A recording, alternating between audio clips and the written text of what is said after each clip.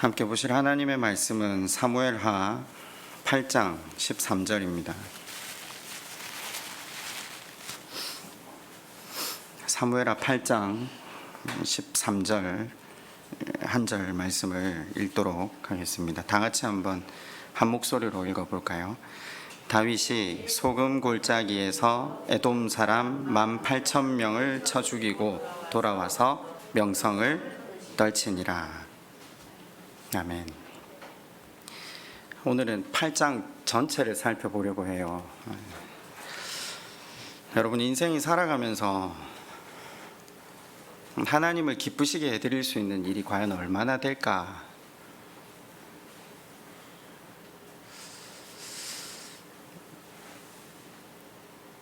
또 반대급부로 지금 우리가 누리고 받고 있는 복들이 과연 우리가 하나님을 기쁘시게 해드려서 받은 걸까? 성경을 들여다보면 하나님은 당신의 이름을 야곱의 하나님이라고 불리우길 즐거워하신다라는 걸 우린 자주 만나게 됩니다. 야곱이라는 사람이 어떤 삶을 살았는지 아시지 않습니까? 그 긴 창세기의 여정을 통해 야곱은 한결같이 하나님을 기쁘시게 해드리는 삶을 살기는커녕 자기 소욕으로, 자기 중심으로 일평생 살기를 마다하지 않았던, 세상을 쫓기를 주저하지 않았던 인생임에도 불구하고 그를 향한 하나님의 열심, 인간의 죄악보다 더 즐기신 하나님의 사랑이 그로 하여금 하나님 나라를 이루게 하셨고, 그가 그 말년에 야곱의 하나님, 그러니까 일방적으로 은혜 베푸시는 그 하나님을 자기의 하나님으로 모시는 자가 복되다라고 고백하기에 이르지 않습니까? 하나님은 그 존재 자체만으로 즐거워하시는 분이시구나. 마찬가지로 하나님은 우리 존재 자체만으로 우리를 기뻐하시고 우리에게 좋은 것 주시기를 주저하지 않는 분이시구나.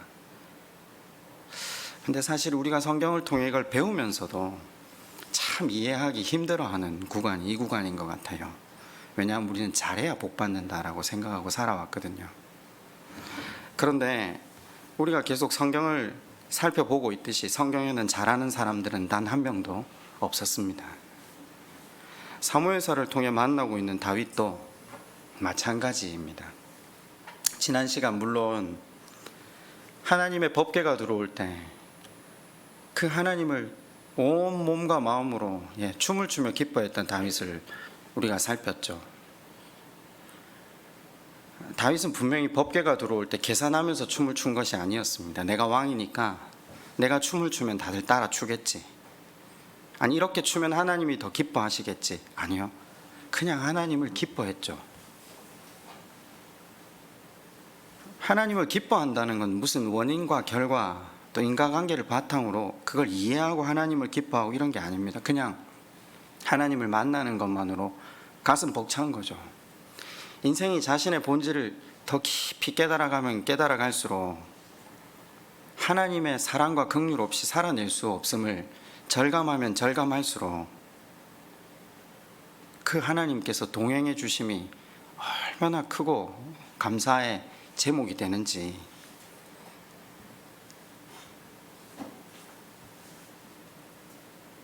누군가는 그렇게 하나님 그분이 함께 해주시는 것만으로도 기뻐하고 감사하며 그분께 영광을 돌리는데, 옆에 미갈은 이성과 합리적으로 문제를 바라보고 있다라고 했습니다. 다윗이 저렇게 춤을 추는 걸 보면서 과연 저게 저렇게 기뻐할 일인가? 가끔 그런 생각을 합니다. 예배를 드리면서 말씀을 설명할 때마다 그 말씀에 비추어진 한 사람의 본질은 사실 우리의 모습들을 그대로 비출 때가 많잖아요. 때로는 폐부를 깊이 파고들고 살을 에일 만큼 아픈 말씀이 전달될 때에도 불구하고 누군가는 아멘으로 화답하고 감사함으로 눈물을 흘리기도 합니다. 그런데 또 누군가는 냉소적으로 그를 쳐다보면서 왜 저 대목에서 감사할 수 있지? 왜 저 대목에서 아멘이라고 할 수 있지? 제가 그랬던 것 같아요. 왜 저 대목에서 아멘을 하지? 제가 한참 젊었을 때, 자꾸 젊다고 하니까 지금도 젊은데, 이해할 수 없는 대목에서 울고 계신 어른들, 또 이해할 수 없는 사람마저 이해하고 덮어주고 넘어가는 사람들을 보면서, 그러면서 또 자신의 죄 때문에 또 자기를 용서해 주신 하나님, 그것 때문에 아멘하고 찬양하고 감사해야 하던 그 모습들, 사실 굉장히 오랜 시간 이해가 안 됐던 부분들이 있었거든요. 근데 그 곁에서 그 사람들을 쳐다보면서 판단하고 생각했던 제 모습이 미갈의 모습이었구나. 근데 사실 그러면서도 저는 하나님 사랑한다고 생각했거든요. 제 신앙이 사람 중심이었음에도 불구하고, 아니 자기 중심적이었음에도 불구하고 참 긴 세월 그렇게 신앙생활을 했구나. 우린 지난 시간 하나님을 바라보며 하나님만 기뻐하는 다윗을 봤죠. 자신의 한계를 뼈저리게 절감했던 다윗이 하나님 그분과 동행하며 얼마나 큰 기쁨인지를 온몸으로 표현하는 것. 네. 그런데 다윗이 또 이렇게 하나님을 온전히 바라볼 때도 있었지만, 우리가 다윗에게 굉장히 큰 소망이 있는 것은 다윗도 여느 인생과 마찬가지로 하나님께 시선을 조금만 떼면 자기 욕망을 따라 걸어가는 삶 살기를 주저하지 않는 인생이란 것이죠. 우리가 이제껏 다윗을 계속 살폈습니다.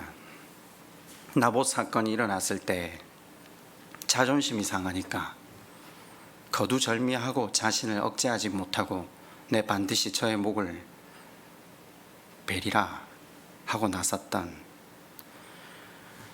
하나님께서 일방적으로 일하셔서 겨우 그 일을 면했지만 후일 또 정치적인 계산을 따라서 적국으로 망명했던 다윗, 블레셋 왕에게 잘 보이기 위해서 거짓말로 일관했던 다윗 기억나십니까?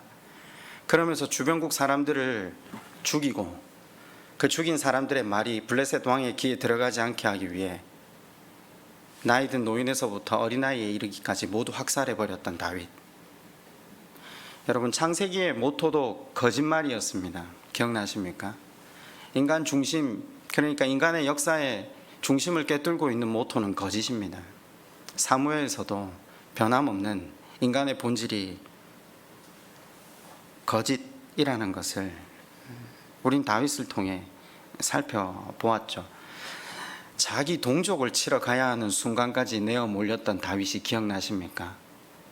예, 이스라엘을 쳐부셔야 하는 블레셋의 대표로 왜 갔죠?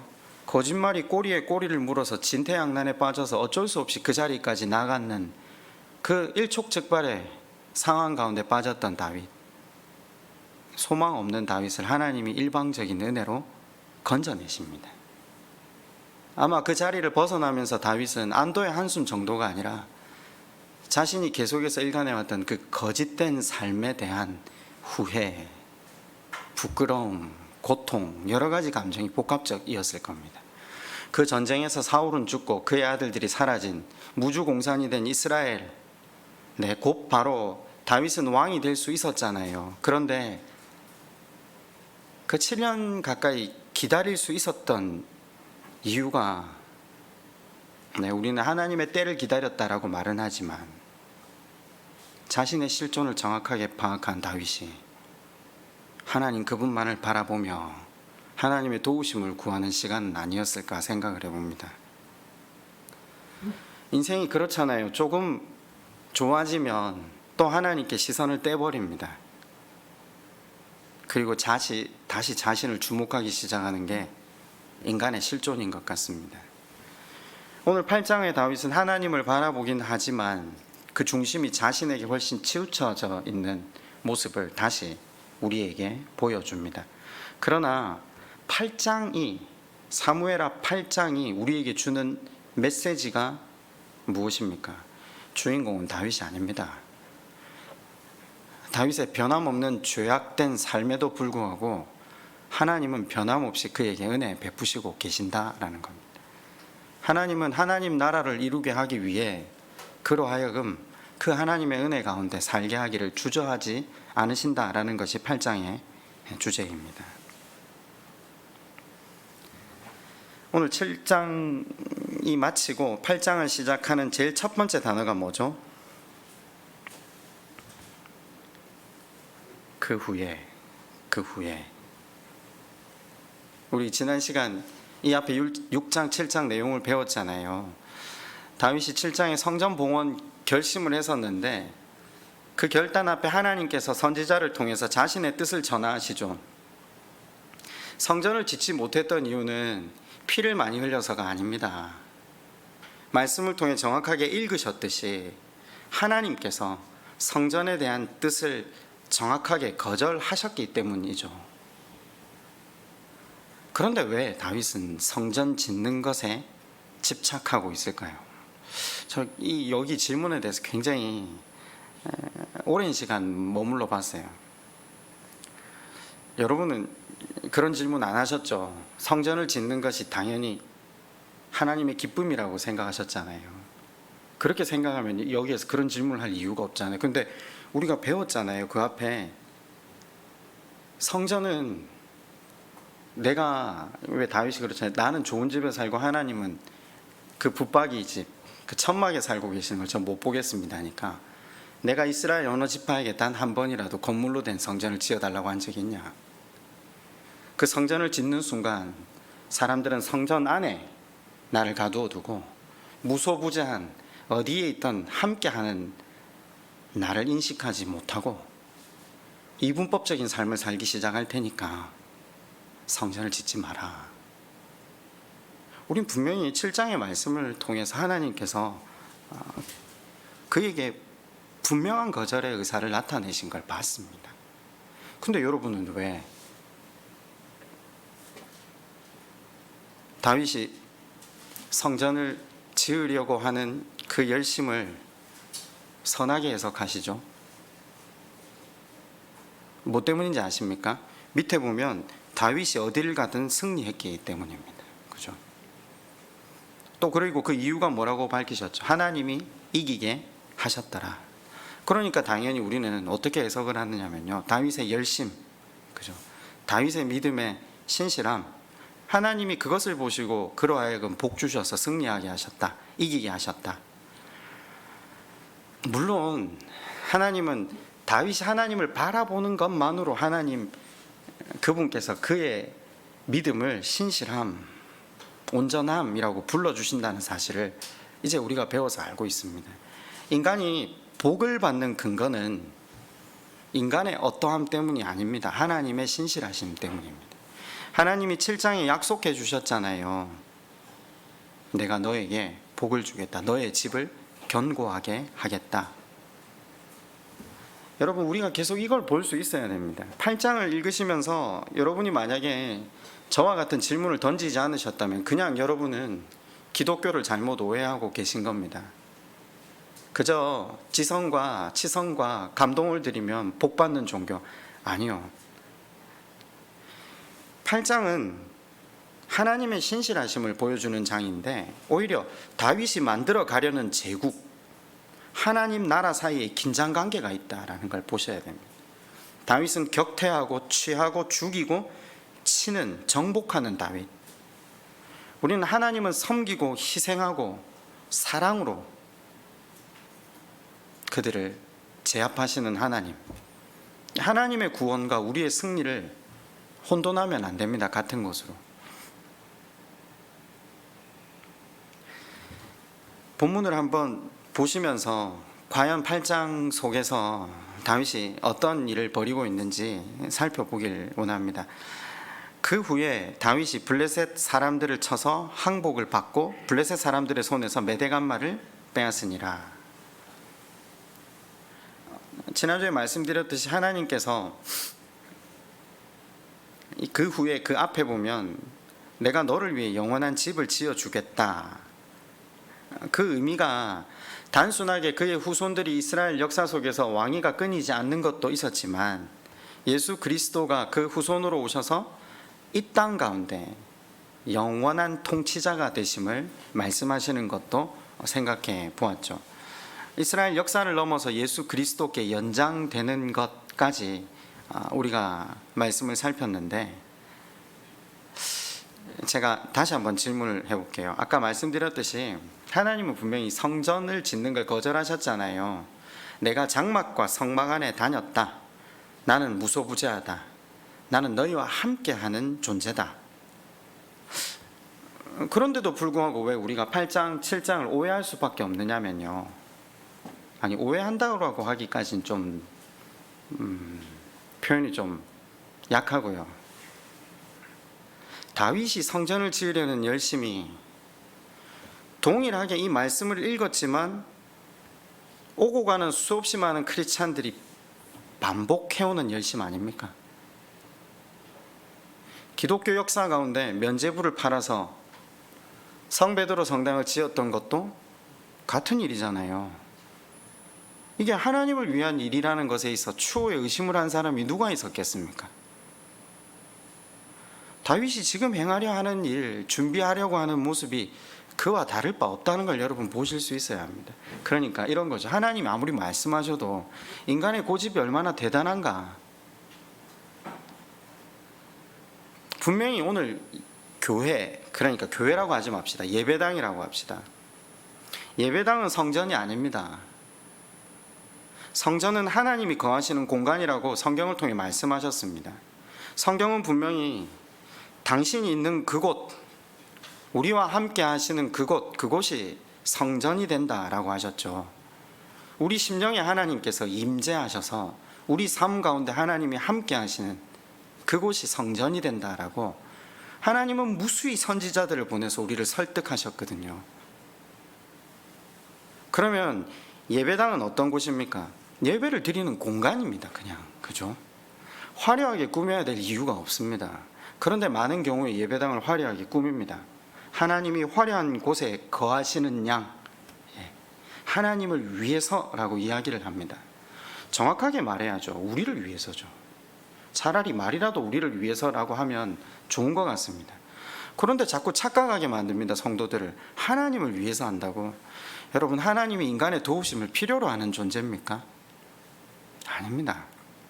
물론 하나님께서 사람을 통해 일하시지만 우리는 하나님의 일을, 그러니까 이것이 하나님이 기뻐하시는 일인지를 따져봐야 되죠.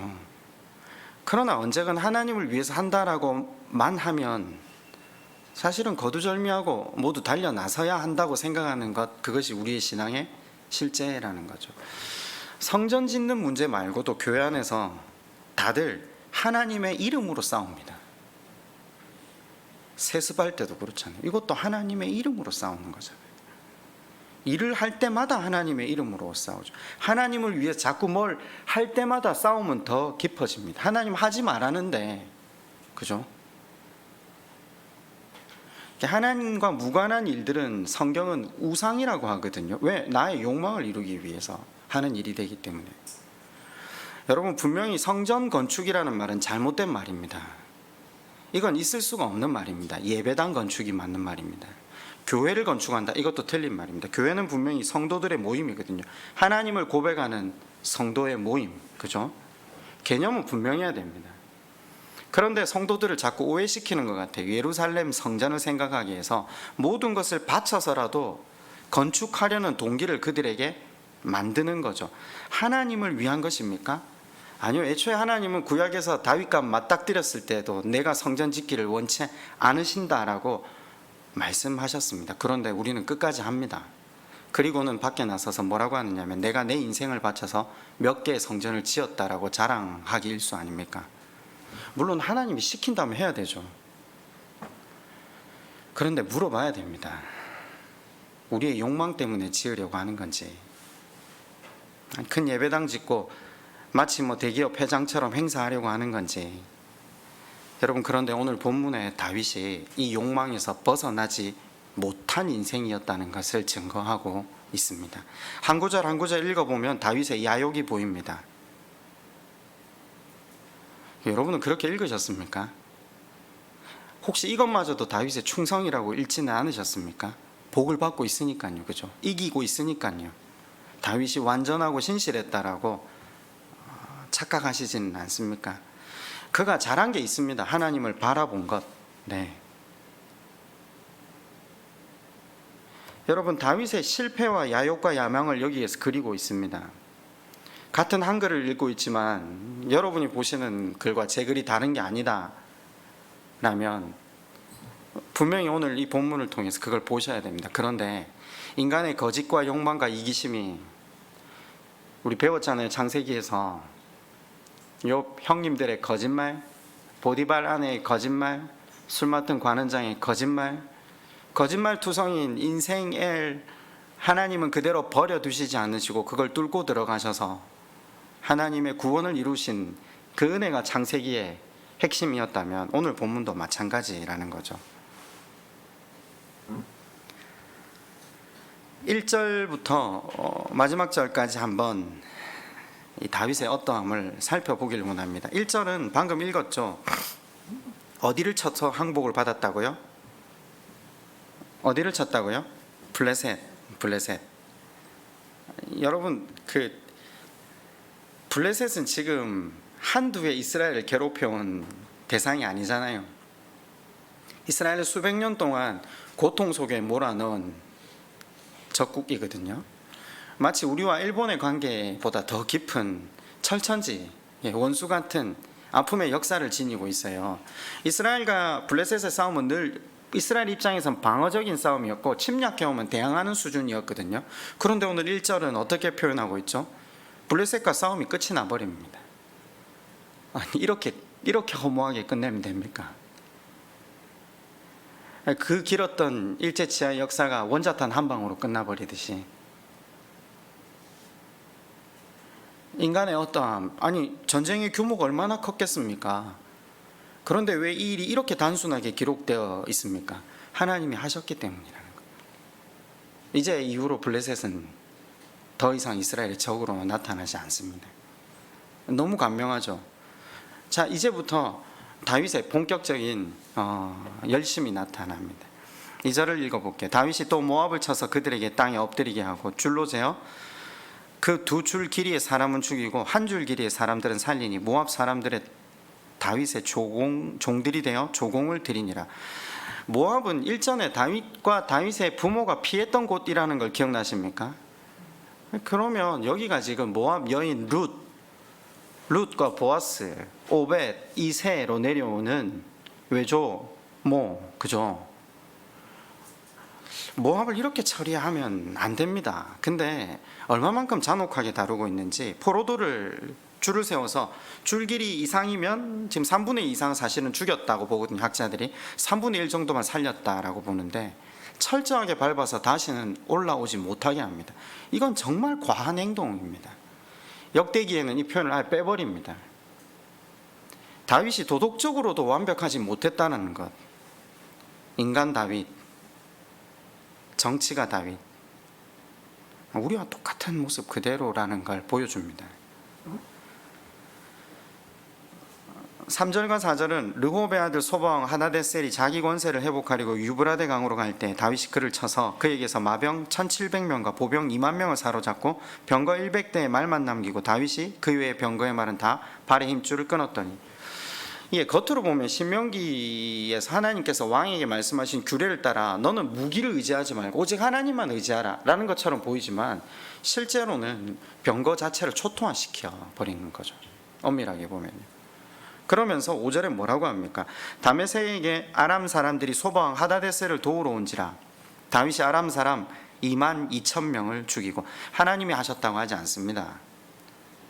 여기서 성경은 다윗이 죽인 사람의 수를 소개합니다. 2만 2천 명, 그죠? 하나님의 심판보다 다윗의 과도한 심판. 그러면서 6절은 이렇게 밝힙니다. 다윗이 다메섹 아람의 수비대를 두어 아람 사람이 다윗의 종이 되어 조공을 바치니라. 그런데 우리가 헷갈리는 건요, 6절 마지막 부분에 다윗이 어디로 가든지 여호와께서 이기게 하시니라. 다윗의 승리는 다윗의 어떠함 때문이 아니라 하나님의 신실하심이라는 것을 저자는 우리에게 계속 이야기하려고 하는 겁니다. 7절에는 뭔 행동을 합니까? 금방패를 빼앗아서 예루살렘으로 가져오고, 8절에는 엄청난 놋을 노략합니다. 여기에서 끝났는가? 9절과 10절에 보면요, 10절 하반절에 보면 하닷 에셀을 쳐서 무찌름이라 요람이 은그릇과 금그릇과 녹그릇을 가지고 온지라. 이게 무슨 말이냐면요, 이 하맛 왕이 소바와 라이벌이었거든요. 근데 다윗이 소바를 쳤어요. 그러니까 너무 기뻐서 다윗에게 예물을 바치고 조공을, 신하의 예를 표하는 거죠. 싸우지도 않고 정벌이 또 된 거죠. 자, 12절이 중요합니다. 곧 아람과 모압과 암몬 자손과 블레셋 사람과 아말렉에게서 얻은 것들. 지금 앞에서는 안 나온 나라가 나오죠. 암몬과 아말렉. 그러면 암몬도 정벌이 되었고 아말렉도 정벌이 됐다, 이 말이거든요. 13절에 오늘 우리가 읽은 본문이죠. 다윗이 소금 골짜기에서 에돔 사람 18,000명을 쳐 죽이고 돌아와 명성을 떨치니라.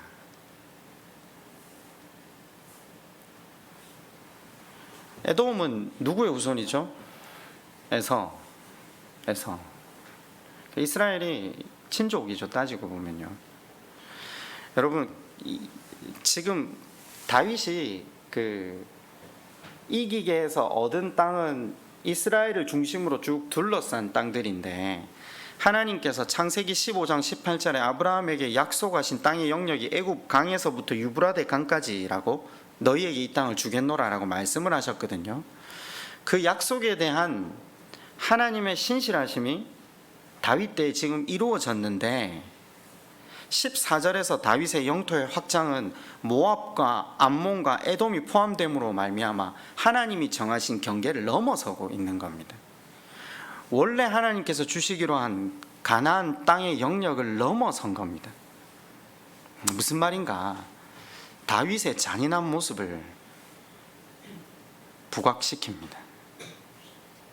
그런데도 하나님이 승리를 주셨다라고 말하면서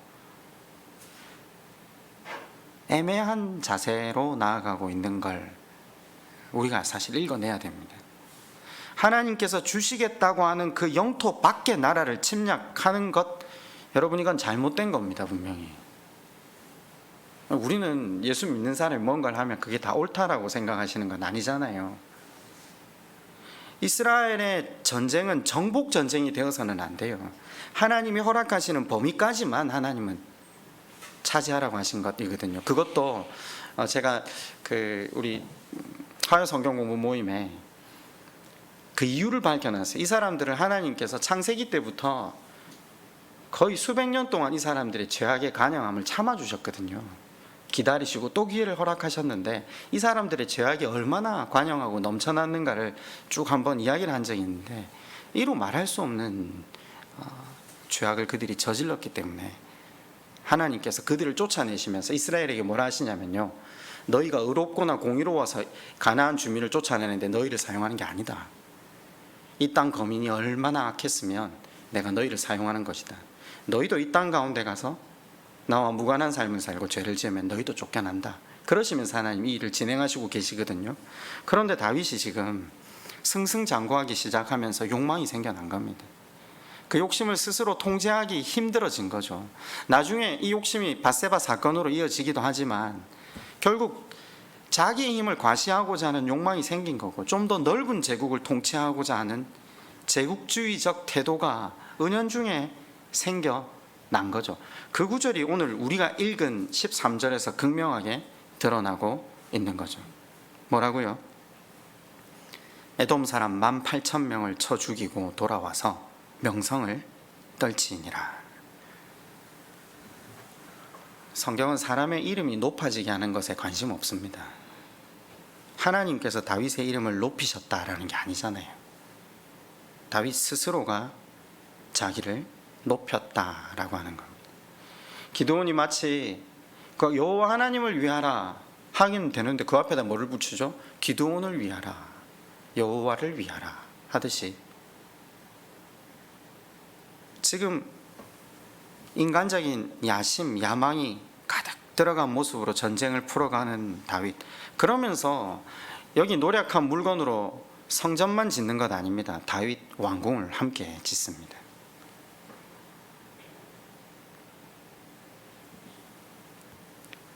성경에는 이렇게 인생의 어떠함을 조목조목 기록해 두었습니다. 그럼에도 불구하고 왜 우리는 이렇게 조목조목 기록되어 있는 인생의 악함을 읽으면서도 왜 우리는 잘하고 열심히 하고 신실해서 복받는다고 생각할까요?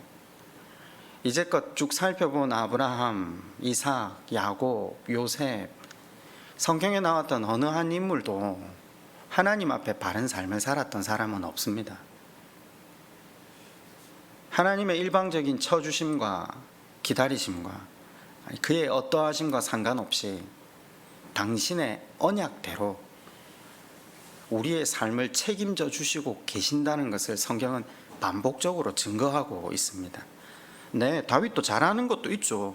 아니, 우리도 그렇잖아요. 우리도 잘하는 게 있잖아요. 그렇잖아요. 제가 늘 성도분들이 그런 말씀을 하실 때마다 우리가 잘해야 되는 것 한 가지를 늘 말씀드립니다. 하나님을 바라보는 것. 여러분, 이 말씀이 구약의 불뱀에 물렸던 사람들이 놋뱀을 바라보는 그 사건을 통해 그 놋뱀이 예수 그리스도의 표적, 표대다라는 표현을 쓰잖아요. 그 말씀을 이해한다면요, 그 말씀이 어느 날 깨달아진다면요, 그 비밀이 어느 날 깨달아진다면요, 정말 하나님의 사랑을 깊이 알게 되는 겁니다. 우리는 사실 우리의 어떠함이나 우리의 열심이나 우리의 노력이 우리의 복, 우리의 구원을 이루어가는 게 아니라 하나님의 일방적인 신실하심, 그분의 은혜가 우리의 삶을 인도해 가고 있다라는 걸 놋뱀을 바라보는 것만으로 하나님께서 의인이라고 자녀 삼으시고 복 주시는 하나님 되심을 깨달아 가야 되는 거죠. 근데 이게 참 어려운 것 같아요. 저는 우리가 얼마나 세상의 논리에 효율과 합리에 젖어 있는지 그저 한 대로 받고 준 대로 돌려받아야 되는 게 우리 인생의 법칙이잖아요. 우리가 하나님 앞에서 기쁘시게 해드린 것 하나 없이 그분께서 우리에게 베풀으신 은혜가 일방적이라는 사실. 다윗은 물론 잘한 게 있어요. 백성들을 의와 공평으로 다스렸다고 8장 하반절에서 이야기하고 있어요. 자기에게 맡겨진 의무, 그리고 이스라엘 백성들에게 돌아가야 할 복지를 인식하고 있었다라는 거죠. 그걸 인식할 수 있었던 방법은 뭡니까? 하나님을 바라봤기 때문이죠. 만약에 못 바라봤으면 자기 욕망만을 쫓았을 겁니다. 그런데 여러분, 성경은 다윗을 이상적인 왕이라고 하거든요. 뭘 보고요? 하나님을 바라보는 걸 보고요. 그걸 보셔야 돼요.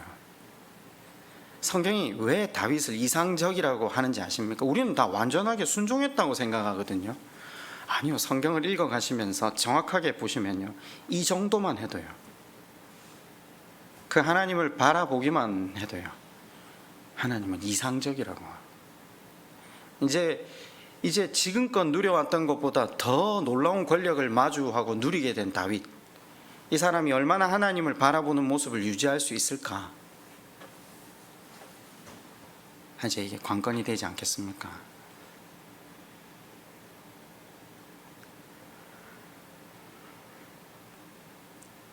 우리가 할 수 있는 건, 우리가 해야 하는 것은 하나님 바라보는 겁니다. 우리가 이해가 잘 안 가지만 그걸 하나님은 기쁨이라고 표현하시고요, 그것 자체로 됐다라고 하시거든요. 우리끼리는 너 더 잘해야 돼, 그걸로 안 돼. 아니요, 한 주간 살아가면서 우리 힘으로 우리의 의로 살 수 없으니까 수요일날 다시 나와서 말씀 듣고 하나님께 도우심을 구하는 이것만으로 하나님 기뻐하신대요. 그래도 이 밤에 또 나와서 그 하나님께 시선을 맞추고 도우심을 구하는 인생들에게 하나님께서 좋은 것 더해 주시지 않겠습니까? 주중에 한번 그런 일이 있었어요. 밖에서 이런저런 일들을 하다가 마음이 많이 지쳐서 집에 딱 들어갔는데 아이들 3명이 놀고 있길래, 아빠가 되게 많이 마음이 지쳐 있는데 너희들 아빠 위해서 노래 한 곡 해줄 수 있겠니? 하니까 이제 1, 2번은 많이 컸잖아요. 쭈뼛쭈뼛 되더라고요. 그러더니 이제 억지로 노래를 한 곡 하더라고요, 3명이서. 하고 싶어서 하는 것도 아닌 걸 뻔히 알지만 그 세 명이 노래를 하는데 그 노래가 마음에 얼마나 큰 위로가 되는지, 예. 그러면서 뭐가 떠올랐냐면요, 내가 하나님 앞에 나아가서 하나님을 잠시 찬양하는데 그게 사실 뭐 큰 기쁨이나 감동 이런 게 아니라 그냥 하나님 바라보고, 하나님 아니면 소망이 없으니까 그냥 잠시 바라보면서 읊조리는데도 하나님은 그걸 보시면서 너무 기뻐하시고 행복해 하시겠구나. 우리가 곡조에 붙은 찬양은 아니지만 우리 함께 하나님 앞에 한번 기도할까요? 하나님을 한번 찬양할까요? 우리 인생에 베풀어 주신 하나님의 일방적인 은혜가 얼마나 큰지 우리가 모른다고. 우리는 우리의 열심이나 우리의 어떠함이 우리가 지금 누리고 있는 걸 받아낸 줄 늘 착각하고 살아간다고. 아니라고. 하나님께서 베푸신 은혜가 우리 안에는 너무 깊이 좀 깨달아지게 해달라고. 그래서 받은 은혜를 흘려보내고 사랑하는 일이 더 이상 결단과 의지로 하는 일이 아니라 마땅한 일 되게 해달라고. 우리 시간 그렇게 하나님 앞에 함께 한번 기도하겠습니다. 아버지 하나님,